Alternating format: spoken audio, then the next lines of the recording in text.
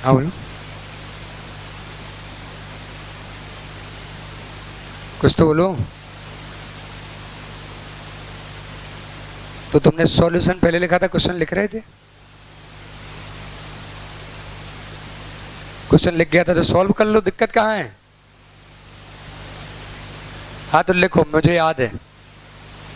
Opening stock लिख लो 40,000, इससे question बना लो यार। ओपनिंग लिख लो, परचेज लिख लो, सेल लिख लो, जीपी की रेट लिख लो। बस ये ध्यान से लिख लेना कि आग कब लगी, और पता ये करना कि आग लगाने का काम कौन कर रहा है, क्योंकि सास तो यहाँ है नहीं। कर दे इसको साफ, सब साफ कर दो, और तुम भी सब साफ कर दो, ज्यादा दिमाग में रखना नहीं कुछ।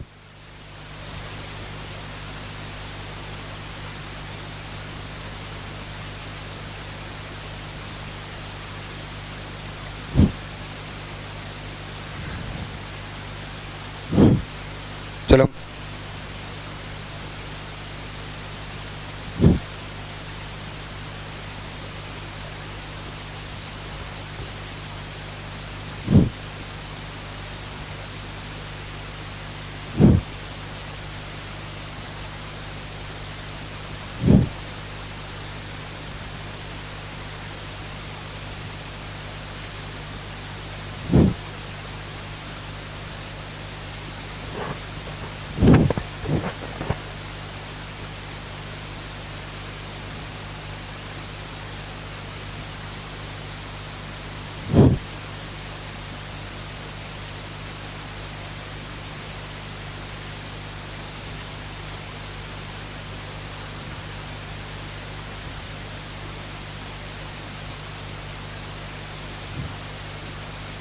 लिखें साथ में।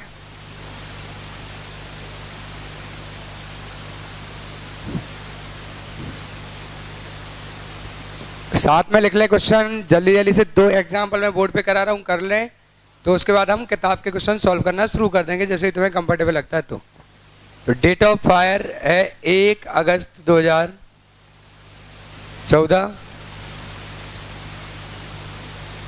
स्टॉक ऑन 1 अप्रैल 2014 था 20,000 रुपए का। परचेज बिटवीन 1 अप्रैल 2014 टू 1 अगस्त 2014। जो परचेज की गई है, बुक की गई है 1,20,000। ठीक है।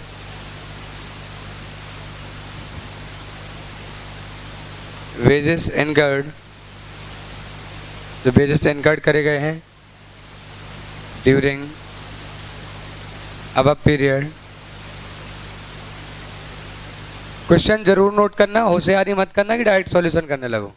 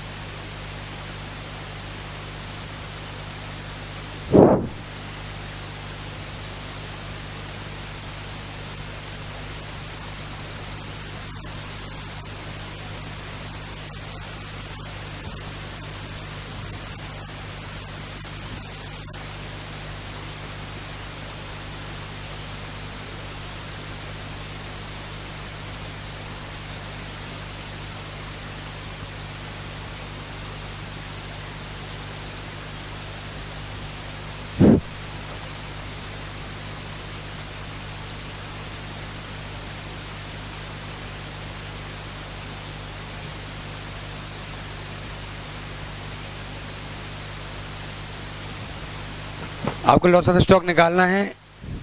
डेट ऑफ बायर 1 अगस्त है, 1 अप्रैल का आपको स्टॉक दिया गया है, परचेज दी गई है, बेजेस दिया गया है, प्री सैंपल डिस्ट्रीब्यूट करा था हमने, सेल्स ड्यूरिंग दैट पीरियड है, जीपी की रेट भी है। लेकिन परचेज इंक्लूड करता है purchase of plant and machinery costing 15,000 and badges include 3,000 incurred for installation of plant and machinery. Stock सेलवेज is 8,000। ठीक है, आपको लॉस ऑफ स्टॉक निकालना है।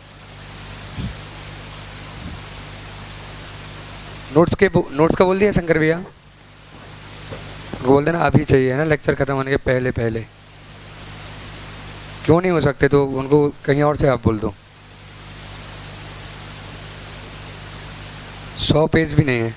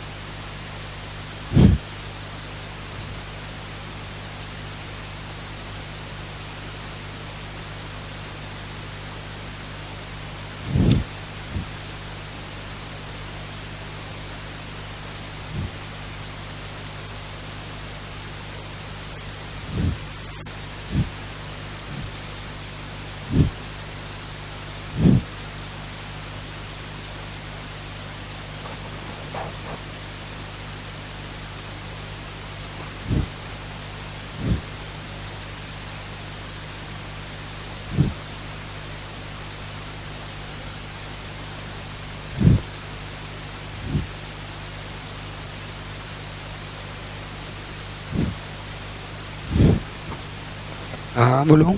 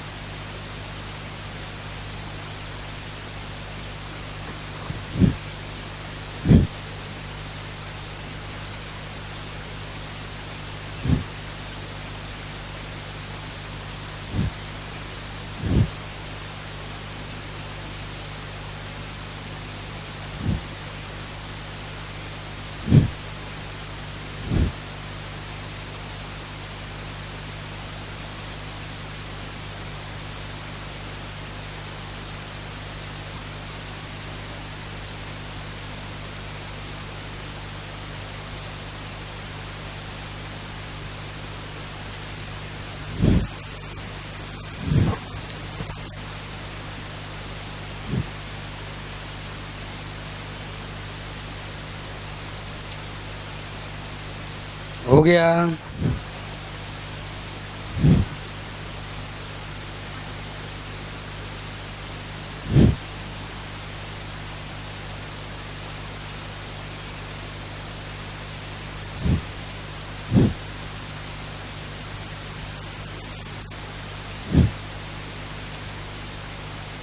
कितना आ रहा है लॉस ऑफ स्टॉक? 60,000। देख लेते हैं हम करके।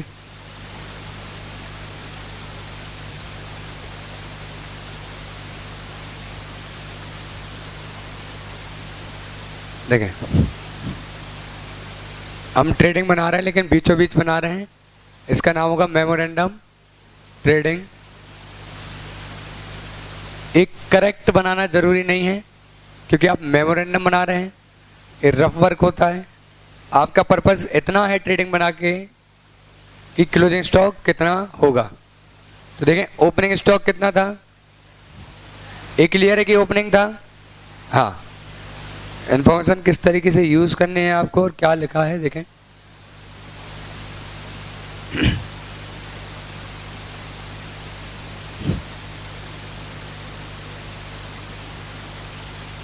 यहाँ कहीं डेट ऑफ फायर है, ठीक है। यहाँ का स्टॉक दिया गया आपको 1 अप्रैल 2014 का, मतलब ओपनिंग है। यहाँ की आपको परचेज दी गई है, यहाँ की आपको सेल्स दी गई है। तो आप क्या करें, ओपनिंग जो था वो ले लें, प्लस परचेज आ जाए इसमें, माइनस सेल्स हट जाए तो क्या आ जाएगा, क्लोजिंग आ जाएगा। बाकी छोटे मोटे एडजस्टमेंट हैं वो ध्यान रखते हैं। तो ओपनिंग कितना हो गया और एक किस पीरियड के लिए बना रहे हैं तो वो और लिख देते हैं हम, फॉर 1 अप्रैल 2014 टू 1 अगस्त 2014। 30 सितंबर भी लिख सकते हो, ठीक है। हाँ, तो 2 ओपनिंग स्टॉक कितना हो गया, 20,000 का ओपनिंग स्टॉक था। 2 परचेज, अब कितने का माल परचेज है, तो परचेज दिख रहा है 1,20,000 परचेज है, लेकिन परचेज में इंक्लूड है purchase of plant and machinery costing 15,000। और जो 15,000 की कॉस्ट की प्लांट मशीनरी है, क्या वो ट्रेडिंग अकाउंट में आएगी, नहीं आएगी। क्या ट्रेडिंग में नहीं आएगी। तो कितने की परचेज हुई अल्टीमेटली, 1,05,000 की परचेज हुई, ठीक है। हाँ, मैं उसको देख लेते हैं अपन। अच्छा, जो पॉइंट मैं यूज करते जा रहा हूँ उस पर मैं टिक करते जा रहा हूँ कि अब मुझे ये पॉइंट दोबारा नहीं पढ़ना है एटलीस्ट, और ये वाला पॉइंट मैंने टिक कर दिया। अब वेजेस इनकर्ड हुए हैं 20,000, और वेजेस में से 3,000 के वेजेस तो मशीन के इंस्टॉलेशन में लगे हैं। तो जो मशीन के इंस्टॉलेशन में वेजेस लगते हैं वो कहाँ जाते हैं, मशीन की कॉस्ट में ऐड कर दिए जाते हैं, वो ट्रेडिंग अकाउंट में नहीं आते। ट्रेडिंग अकाउंट में वही चीज़ें आती हैं जिनका गुड्स के खरीदने बेचने से संबंध हो। तो यहाँ आ जाएगा 2 वेजेस, और कितना वेजेस आ जाएगा यहाँ पे, तो ये कितना था 20,000 माइनस 3,000, ठीक है, 17,000 रुपये का वेजेस यहाँ पे आ जाएगा, है ना। तो वेजेस को अपन ने यूज़ कर लिया, उसको हटा दिया। प्री सैंपल डिस्ट्रीब्यूट करा 10,000, तो ये गुड्स अपने गोदाम में होंगी या चली गई होंगी, चली गई होंगी, है ना। तो यहाँ बाई सेल लिख देंगे अपन, और यहाँ लिख रहा हूँ बाई प्री सैंपल या फिर एडवर्टीजमेंट, ठीक है। तुम चाहो तो इसको परचेज में से भी माइनस कर सकते हो, तुम चाहो तो इस साइड। और जब भी कोई गुड्स हटाई जाती है ट्रेडिंग से, अगर वो बिके ना और हटाई जाए तो हमेशा कॉस्ट पर हटाई जाएगी। एनीथिंग जो भी आप ट्रेडिंग से हटा रहे हैं अदर देन सेल, अगर है वो, आप फ्री सैंपल बांटते हैं कॉस्ट पे निकलेगा, आप ड्राइंग करते हैं कॉस्ट पर हटाया जाएगा, ठीक है। आप अगर उसमें क्या हो जाता है, एबनॉर्मल लॉस हो जाता है, तो भी किस कीमत पर हटाया जाएगा, कॉस्ट पर ही हटाया जाएगा, ठीक है। तो उसको हर हाल में कॉस्ट पर हटाना है। मैंने ज़्यादा इसमें कोई ट्रिकी पॉइंट नहीं डाला, नॉर्मल लिखा है। अगर मैं लिखता है 10,000 की सेलिंग प्राइस है, तो आपको उसको रिवर्स कैलकुलेट करके क्या निकालना पड़ता, कॉस्ट निकालना पड़ता। 10,000 की कॉस्ट का माल यहाँ चला गया, ठीक है, ओके। अब क्या है, सेल्स ड्यूरिंग द ईयर कितनी हुई है, 80,000, तो बाई सेल्स कितने हैं, 80,000, ओके। ए पॉइंट भी हमने यूज़ कर लिया। जीपी की रेट है 20%, तो 20% जीपी है, तो 2 जीपी कितना आ जाएगा, 80,000 का 20%, है ना। 80,000 इंटू 20%, 16,000। अब इससे आ जाएगा बाई बैलेंस, तो मतलब क्लोजिंग स्टॉक जो आ रहा है वो आ जाएगा, कितना आ रहा है, 68,000। मैं थोड़ा प्रेजेंटेशन को ध्यान में रख के बोल रहा हूँ, तो हम यहाँ नीचे लिखेंगे, ठीक है। वर्किंग नोट बनाएंगे या अपन वर्किंग बनाएंगे, लॉस ऑफ स्टॉक। तो लॉस ऑफ स्टॉक जब अपन बनाएंगे तो कैसे लिखेंगे, stock at the time of fire, on the date of fire, the time of fire. आग लगते समय कितना स्टॉक था, 68,000 का स्टॉक था। माइनस कर देंगे इसमें से स्टॉक सेल्वेज्ड, कितना स्टॉक सेल्वेज किया गया, तो स्टॉक सेल्वेज करा गया कितना, कितना था, 8,000, ठीक है। तो ये हो जाएगा लॉस ऑफ स्टॉक, कितना, 60,000। किसी को भी जरा भी डाउट हो प्लीज डिस्कस करना है, किसी भी पॉइंट में आपको डाउट लग रहा है बिल्कुल डिस्कस करना है, कोई हम जल्दी में नहीं है ना कि तुम्हारी डाउट ना बताएं। बस ये है कि अगर टाइम खराब ना हो, हम चीज़ों को पढ़ पाएँ तो हम ज़्यादा कवर कर लेंगे, है ना। क्योंकि तुम्हें इतना पोर्शन आता है, हम अननेसेसरी टाइम ना लगा के थोड़ा सा उसकी प्रैक्टिस ज़्यादा करते हैं, कहानियाँ कम करते हैं, कोई डाउट किसी को? पक्का? ओके, मैं ऐसा मान लेता हूं कि तुम्हें डाउट नहीं है।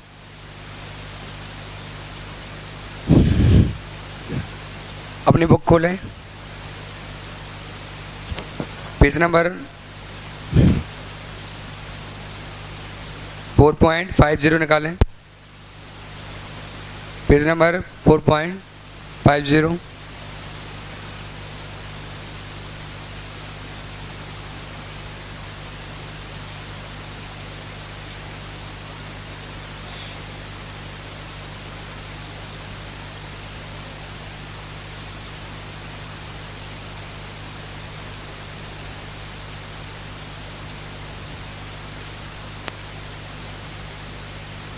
अब क्वेश्चन नंबर 9 देखें, उसमें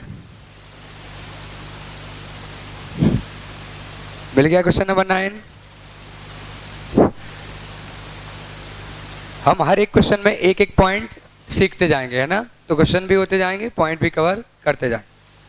क्वेश्चन नंबर 9 में लिखा है कि mister A prepares account on 30th September each year. 30th सितंबर को हर साल अकाउंट बनाते हैं, but on 31st December 11 fire destroyed the greater part of his stock. 31 दिसंबर को स्टॉक में आग लग गई है, ठीक है, और ग्रेटर पार्ट डिस्ट्रॉय हो गया है। Following information was collected from his book. Okay, date of fire बता दें एक बार क्या है? 31 दिसंबर। अच्छा, पिछले बार के अकाउंट कब तक के बने होंगे? हर साल वो कब अकाउंट क्लोज करता है? 30 सितंबर। तो पिछले साल के अकाउंट 30 सितंबर को बने होंगे, और आग लगी है अब 31 दिसंबर को। तो कितने महीने निकल गए? अक्टूबर, नवंबर, दिसंबर, 3 महीने निकल गए। तो जो 30 सितंबर को अकाउंट बने होंगे उनका जो क्लोजिंग स्टॉक होगा वो हमारे लिए क्या बन जाएगा? ओपनिंग स्टॉक बन जाएगा। और 30 सितंबर से 31 दिसंबर तक जो परचेज सेल करा है उनको ध्यान रखें अगर हम, तो हमारा काम हो जाएगा। दूसरी बात, जो हम अकाउंट बनाते हैं वो मेमोरेंडम अकाउंट है, इसका मतलब है रफ अकाउंट है। अगर अकाउंटिंग पॉइंट ऑफ व्यू से कोई गलती हो भी जाती है तो वो उतनी कंसिडरेबल नहीं होगी। पर्पस ये होगा कि आपका, इसका पर्पस क्या है? वर्किंग नोट है, ठीक है, क्या है? वर्किंग नोट है। आपका पर्पस क्लोजिंग स्टॉक निकालना है। और कौन सा क्लोजिंग स्टॉक? एक बात आखिरी, जो फिजिकली आपके गोदाम में मौजूद होगा, क्योंकि आग उसी में लगेगी। सपोज करें मेरा स्टॉक है, मैंने कहीं खरीद लिया, मैंने 1 लाख का माल खरीदा, मैंने 1 लाख में से 40,000 का माल कंसाइनी को भेजा, ठीक है, जो कि बिका नहीं है, कंसाइनी के पास पड़ा हुआ है। क्या उसमें आग लगेगी? कितने में लगेगी? 60। तो मैं क्या करूंगा? परचेज दिखाऊंगा 1 लाख, ध्यान से सुनना है ना, परचेज दिखाऊंगा 1 लाख, यहां लिखूंगा बाय स्टॉक विद कंसाइनी कितना? 40। Stock with consignee 40, by closing stock physical कितना है? 60। तो वो यहां आएगा। हमें यहां ये बात नहीं करनी है कि आप कितने स्टॉक के मालिक हैं, हमें यहाँ ये बात करनी है कि जब आग लग रही थी प्रीमाइस में, तब प्रीमाइसेस के अंदर कितना स्टॉक फिजिकली मौजूद था। ओके ओके, देखते। सो इनमें इंफॉर्मेशन दी है कि 1 अक्टूबर 2011 को आपके पास 29,700 का स्टॉक था, पर परचेज किया गया अक्टूबर से दिसंबर के बीच, वेजेस चुकाए गए अक्टूबर से दिसंबर के बीच, और सेल्स भी दी गई अक्टूबर से दिसंबर के बीच। The rate of GP is 33.33% on cost। ठीक है, तो सेल का कितना हो जाएगा? 25। नहीं बनता तो कोई बात नहीं, कॉस्ट का 33.33 है, मतलब कॉस्ट 100, GP 33.33, तो 100 जो सेल है वो हो गई 133.33। तो उस तरीके से तुम रिवर्स करके निकाल सकते हो। Stock to the value of 3,000 was salvaged. Insurance policy was for 25,000। मैंने इंश्योरेंस पॉलिसी के बारे में अभी कुछ नहीं बताया तुम्हें, ठीक है, और इस लाइन का मीनिंग नहीं बताया कि claim was subject to average clause का इसका मीनिंग क्या होता है। बहुत नॉर्मल मीनिंग है, अब भी डिस्कस करेंगे हम, है ना, थोड़ी देर से। एडिशनल इन्फॉर्मेशन क्या दी गई है? Stock at the beginning was calculated at 10% less than cost. जो ओपनिंग स्टॉक है उसको 10% कम पर दिखाया गया है, तो अगर तुम उसको कम वैल्यू पर लोगे तो क्लोजिंग स्टॉक भी क्या हो जाएगा? गलत निकलेगा। इसलिए आप उसको क्या कर लें? ओपनिंग स्टॉक को सुधार लें, है ना, सुधार लें, उसको कॉस्ट पर ले लें, परचेज कॉस्ट पर ले लें, सेल हटा दें तो क्लोजिंग स्टॉक भी कॉस्ट पर आ जाएगा। A plant was installed by firm's own workers, he was paid 500 which was included in wages. एक प्लांट को इंस्टॉल करा गया जिसमें 500 के वेजेस चुकाए गए, जो वेजेस के अंदर इंक्लूड हैं। तो क्या करेंगे, इसको हम वेजेस में से माइनस कर देंगे। और आगे लिखा purchases include the purchase of plant for 5000। Okay, you are required to calculate the claim. आपसे क्लेम पूछा गया है, लेकिन मैं आपसे पूछ रहा हूँ लॉस ऑफ स्टॉक बताना है आपको। ठीक है, क्लेम कैसे निकालना है बता दो। हाँ कर लो, 2 मिनट का टाइम है, बिल्कुल स्पीड में करते जाओ, तो मजा आएगा, है ना। थोड़ा स्लो करना है।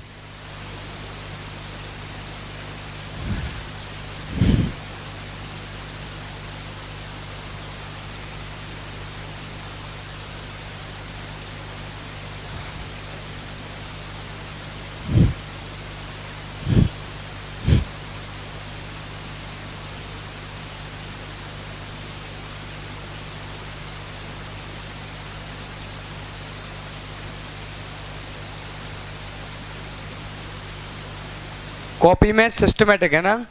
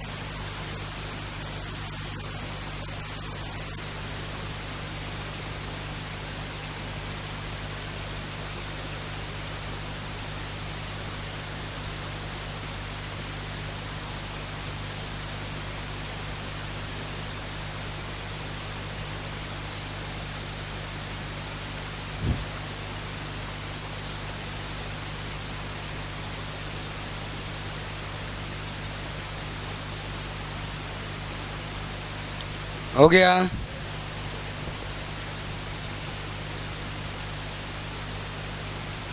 देखें ओपनिंग स्टॉक कितना लिखा आपने, 29,700 है, वो 10% कम पर दिखाई दे रहा है।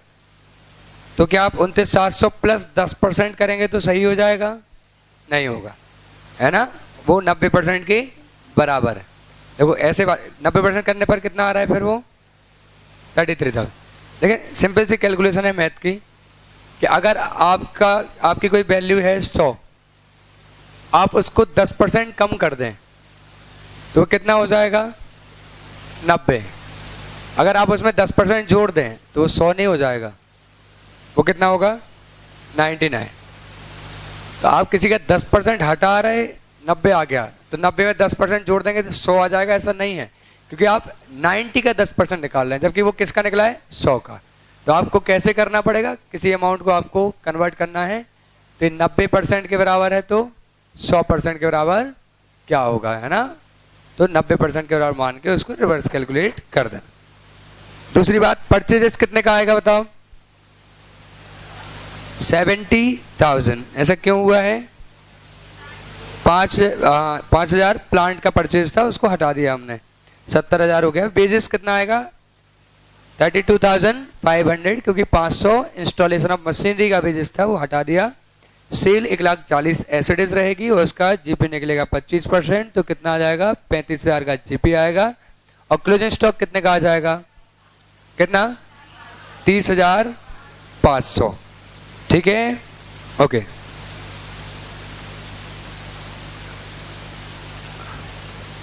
और सेल कितना है 3,000, तो कितना लॉस ऑफ स्टॉक हो गया, कितना 27,500।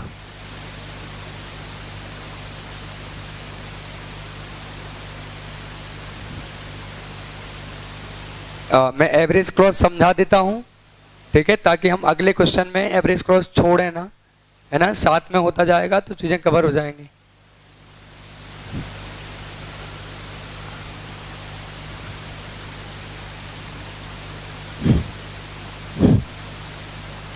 देखें policy may be with average clause या विदाउट एवरेज क्लॉज और विद एवरेज क्लॉज। प्लीज यहां देखें ध्यान से, छोड़ दें, वो बहुत नॉर्मल क्वेश्चन है, हो गया। पॉलिसी जो होती है वो एवरेज क्लॉज के साथ हो सकती है, बिना एवरेज क्लॉज के हो सकती है। क्या मतलब है बिना एवरेज क्लॉज के या विद एवरेज क्लॉज के? तो एवरेज क्लॉज का मीनिंग समझा रहा हूं मैं आपको। ये आपकी प्रीमाइसेस है, ठीक है, एक गोदाम है आपका, इसमें स्टॉक पड़ा हुआ था 1 lakh, stock on date of fire, जब आग लग रही तब कितना स्टॉक था? 1 लाख। लेकिन आपने जो इसकी इंश्योरेंस करा रखा है, तो जो पॉलिसी आपने कराई है, आपकी पॉलिसी का अमाउंट, जो पॉलिसी का कवर है, वो केवल 80,000 का है। आपने कितने रुपए की पॉलिसी कराई है? 80,000। लेकिन गोदाम में माल कितने का है? 1 लाख। हम ऐसा मानते हैं कि आज 1 लाख है, मतलब ऑन एन एवरेज कितना रहता होगा? 1 लाख रहता होगा। अगर गोदाम में स्टॉक 1 लाख का होता है तो आपको कितने का इंश्योरेंस करा लेना चाहिए? 1 लाख। लेकिन आप कितने का इंश्योरेंस कराए हुए हैं? 80,000। क्या आपने सारा इंश्योरेंस कराया? नहीं कराया। आपने कितने परसेंट इंश्योर्ड है? देखिए, परसेंटेज इंश्योर्ड की अगर हम बात करें तो 80% है। कैसे निकलेगा? Policy amount divide by stock on date of fire. सही है, बहुत लॉजिकल बात है। 80% ही इंश्योरेंस है। इंश्योरेंस कंपनी बोले सारा इंश्योरेंस करा लो, उन्होंने कहा नहीं, मैं तो 80% कराऊंगी। तो एवरेज क्लॉज का मीनिंग ये होता है कि आपका स्टॉक 80% अगर इंश्योर्ड है तो जो भी नुकसान होगा उसका 80% कंपनी बियर करेगी, 20% आप। क्योंकि जो भी स्टॉक है उसमें से 80% का आपने इंश्योरेंस कराया है, 20 का इंश्योरेंस नहीं कराया। मतलब आपने बोला 20% रिस्क हमारी, 80% रिस्क तुम्हारी। तो जो भी नुकसान होगा, ध्यान रखना आप कि 80% रिस्क उनकी और 20% रिस्क तुम्हारी। अब सपोज करो कि लॉस हो जाता है कितने का, तो देखना स्टॉक कितना था? 1 लाख का। अब मैंने सेलवेज करा और सेलवेज कर लिया सपोज 30,000 का, तो बताओ लॉस ऑफ स्टॉक कितना हुआ? 70,000। फिर से गोदाउन में माल था कितना? 1 लाख। इंश्योरेंस कितने का था? मतलब कितना रिस्क कवर थी? 80% रिस्क कवर थी, 20% आपकी, 80% कंपनी की। तो हुआ ये कि आपने जब आग लगी तो 30,000 तो बचा लिया। तो ऐसा नहीं बोलोगे कि हमने अपना वाला तो बचा लिया, तुम्हारा वाला जल गया। देखिए, ऐसा तो नहीं होगा। तो आपने 30 बचाया, ठीक है, 70,000 का नुकसान हुआ। तो कंपनी से जब आप बोलोगे कि सुनो 70,000 रुपए दे दो, तो वो क्या बोलेगी कि देखो 80% रिस्क मेरी थी और 20% रिस्क तुम्हारी, तो हमें 70,000 का केवल कितना मिलेगा? 80% मिलेगा। कितना हो गया ये? 56,000 होगा। इसे हम बोलते हैं एवरेज क्लॉज। आपको on an average risk bear करनी पड़ेगी। ऑन एन एवरेज रिस्क कौन बियर करेगा? कंपनी बियर करेगी। ऐसा कब होगा? सुने, जब स्टॉक 1 लाख का था, पॉलिसी 80,000 की, तो आपका सारा इंश्योरेंस नहीं था। सारा इंश्योरेंस नहीं था मतलब कुछ इंश्योरेंस नहीं था। कितने परसेंट नहीं था? 20%। तो 70,000 का 20% रिस्क आपको बियर करना पड़ेगा, 80% रिस्क कंपनी बियर करेगी। अच्छा, रिस्क को किससे कंपेयर कर रहे हैं हम? कितना परसेंट कवर है? जो लॉस हुआ उससे या जो गोदाम में था उससे?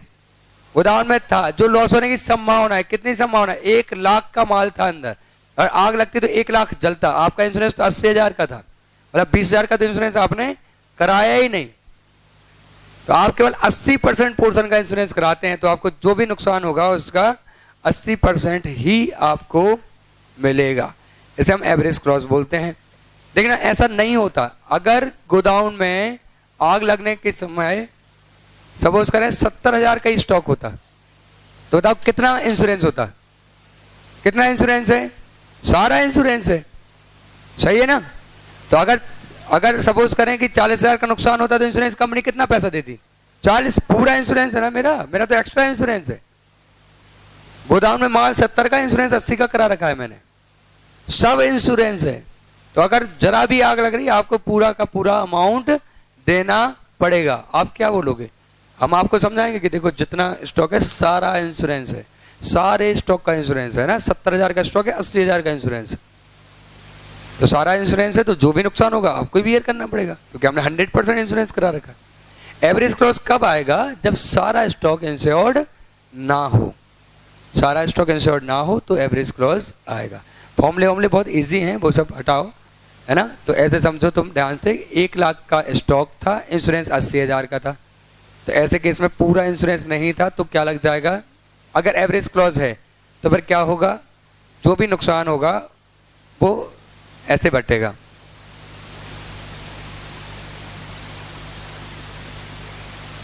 देखिए बताओगे मुझे कि अगर हमें लॉस होता है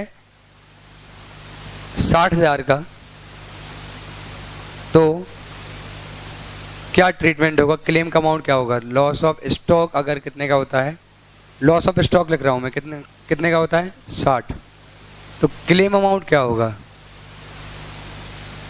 एवरेज क्लॉज अगर लगाएं हम तो कैसे करेंगे हम?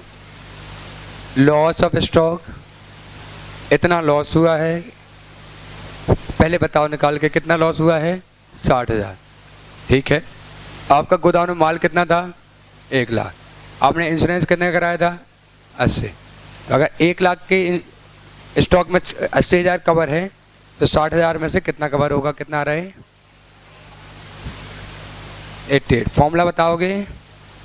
लॉस ऑफ स्टॉक इनटू, है ना, कितना स्टॉक था, तो stock on date of fire. आपको इतना स्टॉक का इंश्योरेंस करा लेना चाहिए था, लेकिन आपने इतने का इंश्योरेंस कराया, पॉलिसी अमाउंट। तो हो गया एवरेज क्लॉज। क्या कोई डाउट? अगर एवरेज क्लॉज ना होता, विदाउट एवरेज क्लॉज होता, तो सिंपल सा मतलब है, हमने इंश्योरेंस 80 का कराया, आप एवरेज मत लगाओ। 80 का इंश्योरेंस है, 60 का लॉस है तो 60 दो, 70 का लॉस है तो 70 दो, 80 का लॉस है तो 80 दो, 90 का लॉस है तो 80 दो, 1 लाख का लॉस है तो 80 दो। क्लियर बात? कोई एवरेज क्लॉज नहीं है। हमने 80 का इंश्योरेंस कराया तो 80 तक का नुकसान है तो आपको देना पड़ेगा। तो विदाउट एवरेज क्लॉज में क्या होता है? ठीक है, क्लेम का अमाउंट कितना होता है? क्लेम का अमाउंट होता है पॉलिसी अमाउंट और लॉस ऑफ स्टॉक। अब सपोज करो पॉलिसी अमाउंट है 80,000, स्टॉक जला 60, क्या एवरेज करना है? नहीं करना है, 60 दो, सही है। हाँ, अगर पॉलिसी का अमाउंट है 80,000 और लॉस हो जाता है 95,000, तो क्या एवरेज करना है? नहीं, नुकसान 95 का, लेकिन पॉलिसी 80 की है तो 80 दो, तो क्या हो गया? Which ever is lower. और एवरेज क्लॉज का मीनिंग क्या हुआ कि अगर एवरेज क्लॉज है तो आपको फॉर्मूला लगाना है, और एक नोट नीचे लिखवा दूंगा मैं। एवरेज क्लॉज तभी अप्लाई होता है जब पॉलिसी का अमाउंट क्लोजिंग स्टॉक से कम होता है। लॉजिकल बात है ना। जब सारा इंश्योरेंस नहीं होगा तो ही सोचना है ना कि कितना पैसा मिलेगा। सारा इंश्योरेंस है तो फिर क्या सोचना है, सारा मिलेगा। मैं इसके सीरीज बना दूंगा, जैसे ये बनाई ना मैंने, 1 2 ऐसे इसके बना दूंगा, है ना। तुम अभी नोट कर लो इतना।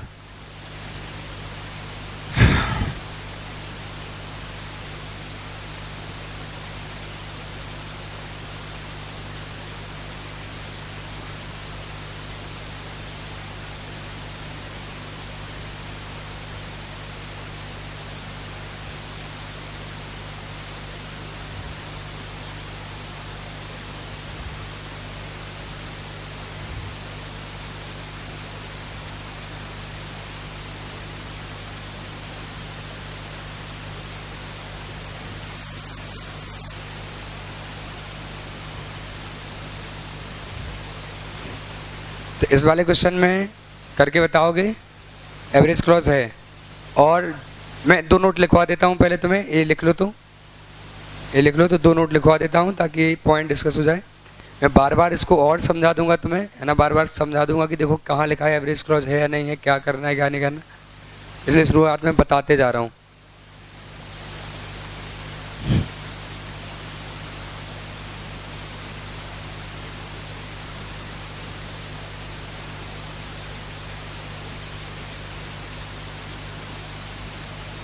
लिख लिया ये सभी ने?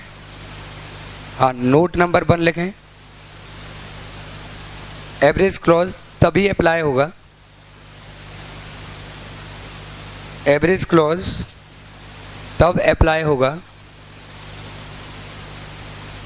एवरेज क्लॉज तब अप्लाई होगा जब पॉलिसी का अमाउंट, तुम बताओ क्या कब अप्लाई होगा? अगर पॉलिसी ज़्यादा है तो या कम है तो? हाँ, तो जब पॉलिसी का अमाउंट क्लोजिंग स्टॉक, लॉस से कंपेयर नहीं करना, क्लोजिंग स्टॉक से कंपेयर करना, क्योंकि वही स्टॉक था जिसका तुम्हें इंश्योरेंस कराना चाहिए था। जब पॉलिसी का अमाउंट स्टॉक के अमाउंट से कम हो, जब पॉलिसी का अमाउंट क्लोजिंग स्टॉक के अमाउंट से कम हो। पहला note. Note number 2, if question is silent about average clause, if question is silent about average clause,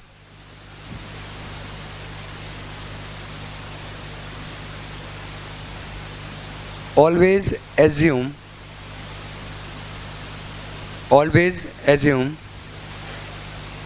policy is with average clause. Always assume that policy is with average clause. जो policy ली गई है वो average clause के साथ। अच्छा, logical है या नहीं है? हाँ, इसीलिए हमें एजम्पशन लेना, क्योंकि लॉजिकल बात है। आप पूरा इंश्योरेंस नहीं कराओगे तो फिर इंश्योरेंस कंपनी आपको पूरा पैसा नहीं देगी, प्रोपोर्शनेट बटेगा। ओके, एक छोटा क्वेश्चन और कर लो, फिर मैं 5 मिनट का ब्रेक दे दूंगा, फिर बैठ जाना। 6:45 तक छोड़ दूंगा। पढ़ लो, कभी कभी तो टाइम मिलता है, नाना नूनू करके कोई मतलब नहीं। क्वेश्चन नंबर 10 देखें, एडवांस 7 से ना। क्या मैंने कुछ और अनाउंसमेंट करा था? मैंने बोला था कि टाइमिंग चेंज करेंगे, है ना? तो आज से अनाउंस करूंगा, कल से चेंज हो जाएगी। ऐसे मैसेज नहीं पहुंचता किसी को तो प्रॉब्लम हो जाती। चलो चलो पढ़ते हैं ना। Question number 10। अच्छा, इसका एवरेज क्लॉज निकाला तुमने? हाँ, बताओ कितना आएगा। देखना, स्टॉक कितने रुपए का था? मैंने निकाला ही नहीं। स्टॉक कितने का है तुम्हारा? 30,500। पॉलिसी कितने की थी? 25 की। तो कितने परसेंट पॉलिसी थी बताना जरा।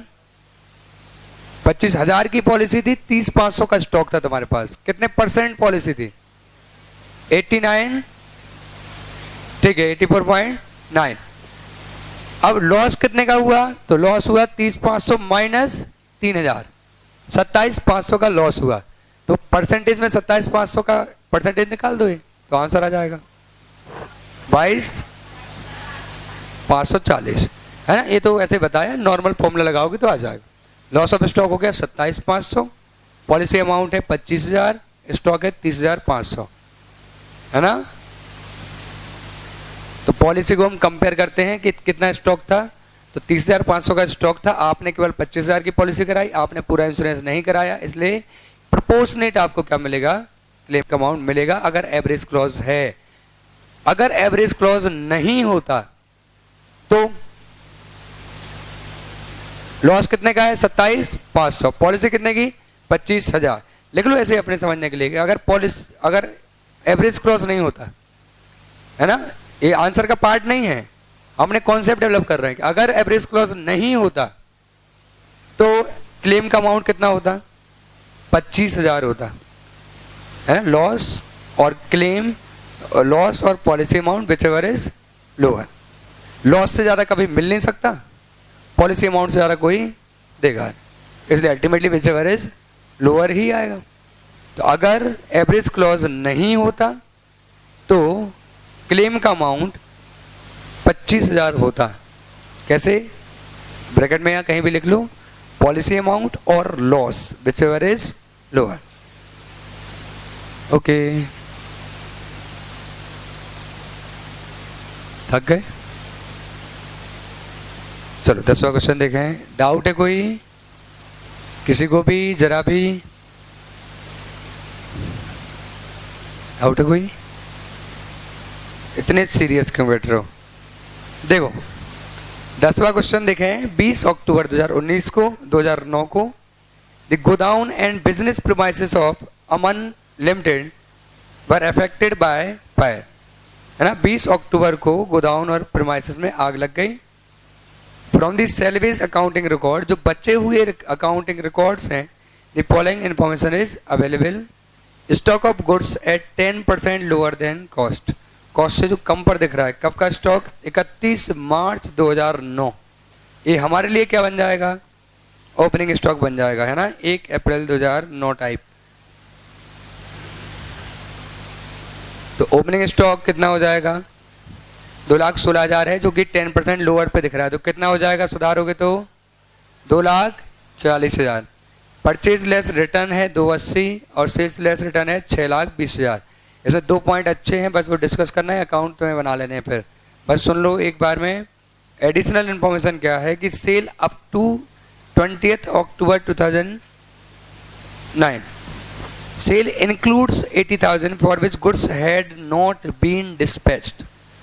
सेल में 80,000 की सेल जुड़ी है, जबकि हमने माल भेजा नहीं है। हमें करेक्ट अकाउंटिंग से सीरियसली कोई मतलब नहीं है। हमें इस बात से मतलब है कि गोदाम में कितना माल होगा। तो ये माल होगा या ये चला गया? होगा। तो सेल में दिख रहा है, अगर हमने सेल में दिखा दिया तो क्लोजिंग स्टॉक क्या हो जाएगा? कम आएगा। जबकि ये माल गया नहीं है, तो इसको सेल में दिखाएं या नहीं दिखाएं? मत दिखाओ। दिखा दो कि नहीं बिका। जब तुम उसको बिका हुआ नहीं दिखाओगे तो अपने आप क्या हो जाएगा? गोदाम में आ जाएगा। देखो, जो तुम्हारे पास माल होता है, या तो वो बिकता है या वो बचता है। अगर बिक गया तो बचेगा नहीं, और बच गया तो बिकेगा नहीं। तो अगर तुम 80,000 को सेल दिखाओगे तो क्लोजिंग में नहीं आएगा, और सेल नहीं दिखाओगे तो माल था बिका नहीं, तो क्या होगा? उसका बच जाएगा, वो अपने आप बैलेंस बगैर में कहाँ जाएगा? क्लोजिंग में आ जाएगा। तो बताइए माल गया या नहीं गया? हाँ, तो इसको सेल में से क्या कर दो? हटाओ। मतलब इसको सेल मत मानो, अपने आप वो क्लोजिंग स्टॉक में आ जाएगा। और फिर बोल रहा हूँ कि करेक्ट अकाउंटिंग की बात नहीं है, है ना। यहाँ हमें मेमोरेंडम अकाउंट बना रहे हैं, जिसका पर्पज क्लोजिंग स्टॉक निकालना है। अगला पॉइंट क्या है? Purchase up to 20 October 2009 did not include 40,000 for which purchase invoices had not been received from supplier though goods have been received in गोदाम। क्या मतलब है इस बात का? Purchase did not include 40,000। Purchase में 40,000 की परचेज नहीं है। क्यों नहीं है? क्योंकि उसका इनवॉइस नहीं आया था, जबकि वो गुड्स गोदाम में आ चुकी हैं। तो गोदाम में आ गई तो क्लोजिंग में होगी या नहीं होगी? होगी। तो अगर तुम उसको परचेज नहीं दिखाओगे तो क्लोजिंग में भी नहीं आएगी। इसलिए उसको क्या दिखा दो? परचेज दिखा दो, भले उसका इनवॉइस ना आया हो, माल आ गया। हमें यहाँ गुड्स के फिजिकल मूवमेंट से मतलब है ना। ओनरशिप वगैरह वाला बात तो कर ही नहीं रहे।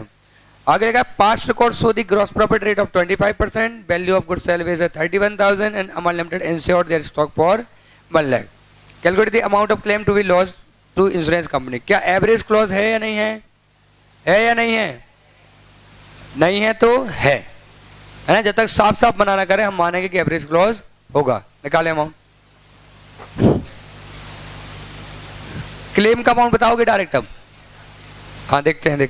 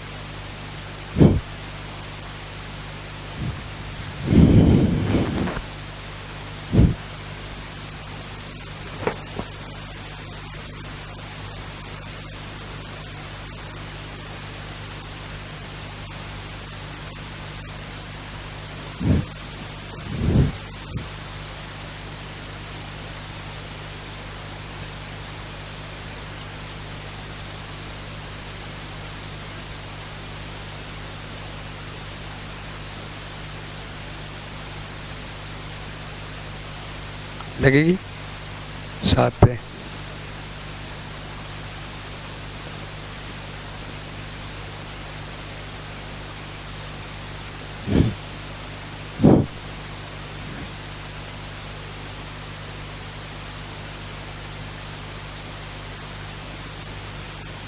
Purchase less return net purchase, और हमेशा नेट ही लेना है।